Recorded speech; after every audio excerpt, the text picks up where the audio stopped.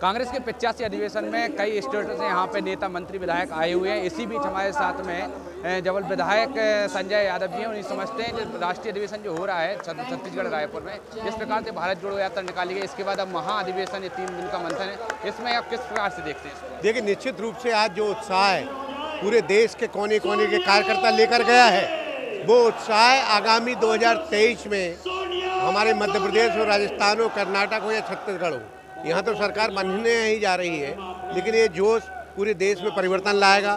क्योंकि जिस तरह से कार्यकर्ताओं ने सोनिया जी के बारे में, जो सोनिया सरकार ने, यूपीए की सरकार ने जो काम किए थे, वो हमें जनता को बताना है। और नफरत जो चल रही है भारत देश में, हाथ से हाथ जोड़ों के माध्यम से उसको ख़त्म करना है। जिस तरह से हमारे राहुल जी ने भारत जोड़ो यात्रा निकाल कर एक नया इतिहास रचा है, इतने 3300 किलोमीटर करीब पैदल चलकर, वो अपने आप में एक इतिहास है। भारत के स्वतंत्र भारत के इतिहास, आज़ाद भारत के इतिहास में ये पहला शख्स थे जिन्होंने इतनी बड़ी लंबी पैदल यात्रा की है।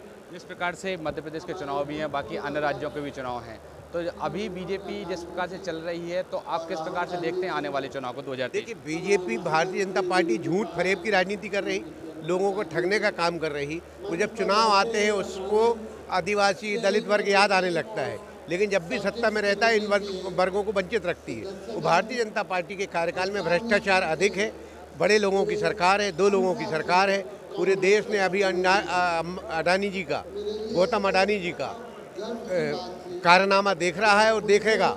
लेकिन जिस तरह से मीडिया भी हम लोगों को, जो जनता की आवाज़, उसको दबाने का, मीडिया को दबाने का भी काम मोदी सरकार कर रही, लोगों को दबाने का भी काम कर रही। लोगों में भय और डर का वातावरण पैदा कर दिया गया है। सच्चाई सामने नहीं आने देना चाहते वो लोग, क्योंकि सच्चाई अगर सामने आ जाएगी तो उनको बेनकाब कर दिया जाएगा।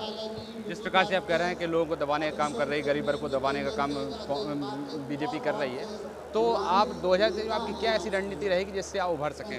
हम जनता के बीच में जा रहे हैं, हम नफरत का जो बीज बोया जा रहा है उसको हटाने का काम कर रहे हैं। हम हाथ से, सच्चाई से, ईमानदारी से जनता के बीच में जाकर जनता की असली ताकत, जो आपने देखा था कि सूचना का अधिकार का अधिनियम माननीय सोनिया जी के नेतृत्व में डॉक्टर मनमोहन सिंह जी की सरकार में आया था, वो आजकल कहाँ कितने ITI का ये जवाब देते हैं। सोनिया गांधी जी की, मनमोहन सिंह जी की सरकार में हर शख्स स्वतंत्र था, ITI के तहत सब चीज़ें प्राप्त करके वो जनता के सामने ला देता रहा। आज ये उसका भी दुरुपयोग कर रहे हैं, उसका भी उपयोग नहीं करने दे रहे।